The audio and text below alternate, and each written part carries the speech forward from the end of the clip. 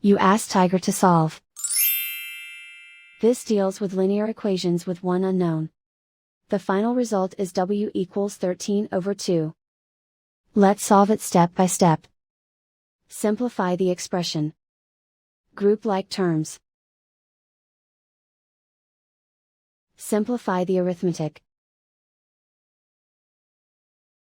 Group all constants on the right side of the equation. Add 13 to both sides. Simplify the arithmetic.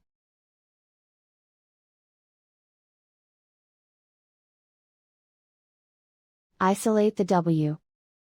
Divide both sides by 2. Simplify the fraction.